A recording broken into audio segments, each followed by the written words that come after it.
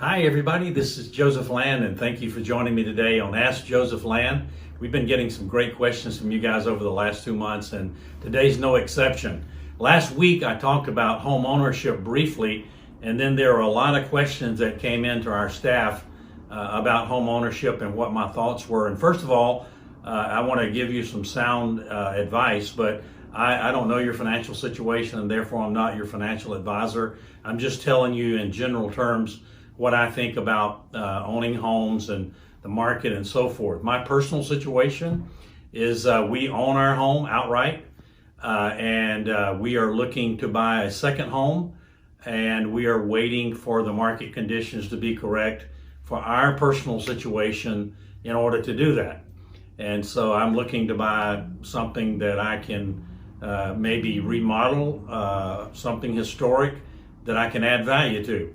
And so owning a home is really like the dream that everybody has, and so I want to remind you of what I said last week. Robert Kiyosaki says that owning a home is an asset, but it's not an income producing asset. Owning a home has things that need to be done to it all the time. You have to maintain your home. You're spending money. You're maintaining your home. You're paying for insurance. You're paying for property taxes. You're spending money to keep your yard looking good. If you have a pool, you're spending money to keep your pool, working in proper order. All of those things. And so, David asked me, how is home ownership fulfilling? And I think it's just great to know that, number one, you own an asset that someday is worth something, and two, that it's your place. When you come home, it's yours. And as long as you're making the payment, that house is yours, and it's got all your things in it, and it's so fulfilling to walk into your home and see what you and your spouse have acquired over a number of years, and it's yours. And it's so fulfilling to own your own home. Mike asked me, how are homeowner association dues good for value? Well, number one, I think the homeowner association dues are good, number one, because what they're doing that you need to understand, a developer is doing, and he's given the home ownership the ability through an association that charges a fee to keep up the common areas, to keep up any pool maintenance or any kind of maintenance, elevators, anything that pertains to that property doing well and looking well and all of those things. And so association dues are great for keeping up the value of your condominium or the place in which you live, so that everybody can have a great property and hopefully increase in value. Michael asked me, what are the disadvantages of home ownership? Well, the disadvantages are that you buy a home that you can't afford, number one, and two, you buy a home that doesn't have a good interest rate. Those are the only disadvantages that I would know that would be bad in buying a home. Buy something that you can afford and work yourself up to your dream home. So start out where you are, and as you grow in your business, as you grow in your job, as you and your spouse grow in the income that you earn, as your family grows, maybe you take the next step. You get something a little better. Here's one thing that I want you guys to know. Jay asked me this question, and I want to expound on this. How can you increase home value without breaking the bank? How can you increase home value without breaking the bank? And that's a great question. You can do certain things like landscape. You can do certain things like adding a pool, turning the garage into another room, those kind of things. But you need to make sure that when you add something to the home that you're living in, that the neighborhood that you're in can stand that increase in value. Let me give you, for instance, right now, the market that I live in is hot as a pistol. The real estate market in the Southeast is very hot right now. Let me give you, for instance, in the town that I live in, there are about 7,500 real estate agents who are able to sell a home. There are only 1,500 as of last Friday, 1,500 homes on the market to be sold. So is that a hot market? You bet it is. And what's happening in this market at present time is that people will put up their house for sale. They'll have several offers for that house, and people are actually trying to outbid each other to get the home. Somebody will put in an offer, somebody will raise it 50. It's crazy. And so that's the market you want to be in if you're selling a home, because you're going to sell at the top of the market. And so going back to Jay's questions, those things that you do to your home that add value are the things that you enjoy and someone else would enjoy, such as a pool. Bill asked me, what is the essential thing that any homeowner must have?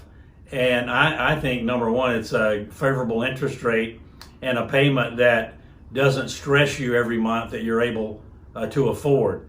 I think those are things to consider when you're looking at financing your home or buying a new home or so forth. Now, I want to go back to what I talked about last week. My experience, and this is my experience only, I started out renting a home, 2-bedroom home, then I traded up for a nice 3-bedroom ranch in a nice subdivision. As my business grew, I bought a nice, beautiful house on the lake. Several years later, as my business was really rolling and our income was sustainable, and we were able to move up to a house like that. And each time I would sell the property I was in, take the equity and put it into the next house. Now, eventually I bought a historic home, huge home, and then sold that home and dropped back to a home that was more like a home, but 8,000 or 9,000 square feet. But that was my dream. And so, what is your dream? And so, here's the thing I want to make you aware of. When you buy a home, the way you get your equity out of that home is by selling that home, right? You sell it to somebody. And so when you sell it, if you're planning to buy another home, you take that equity and put it into the new home. The way that people really make money on a house is if they have like a second home, or let's just say that I have a beautiful home, it's paid for, I die and my heirs get that home. They already have homes, so they're not looking to buy another home or put what they received from me into a house. So they're going to get the value of that home that I saved up over all the years of my life, given to them in the form of a will and testament. And so there are a number of ways that you make money through investments with housing. A lot of people make money with buying rental properties, and over time, they receive the rent to pay off the mortgage. Hopefully, they're getting enough for it to cash flow after insurances and taxes and all of that. So you want to be mindful of that. And then at the end of the time, they want to sell that house and invest, or that property, and invest in another property. Then they do so, and they keep building that equity along the way. And one day they have a lot of equity. And so you have to be careful with the tax laws in the state which you live or the country that you live in. You have to be careful with the tax laws, and you make sure when you buy something on the rental market and sell it, that you know what the capital gains are and this and that. And it's so important to understand those things. But I want to uncategorically say to you that owning a home is great. It's the dream that most people have. But owning that home and really owning it, having it paid for, is the goal that everybody should have. And buying a house in a way that you can afford to pay for it, watching your interest rate, buying it at the perfect time in the market, and hopefully one day selling it when you want to at the perfect time in the market. But right now, if you look in the Southeast, the real estate market is very strong, and it's a time to buy. But here's what I tell you: in my lifetime, I've seen a lot of things that affect the market, good and bad. One thing is overproduction and not enough people wanting to buy. So that's one thing. The stock market can affect it. If you look at what happened in 2008 and 9 with the subprime mortgage situation, it became a fiasco in the market for several years. But guess what? The people who hung on and bought properties that were undervalued, right now they're making a lot of money. And so you have to know when to buy. As Kenny Rogers used to say, you have to know when to hold them and know when to fold them. And so my situation is, you always want to buy at the proper time in the market. as an investor and sell at the proper time in the market as an investor, buying low and selling high. And so I hope you enjoyed this session today. Thank you for your great questions. Do me a favor, go down, hit subscribe, hit the notification bell so when you know that we do one of these that you will be aware of what we're doing. And thank you for joining me. So much fun for me to answer your questions, and hopefully I'm a blessing to you with that. And I look forward to next week's questions, and we'll see you real soon. Have a great day.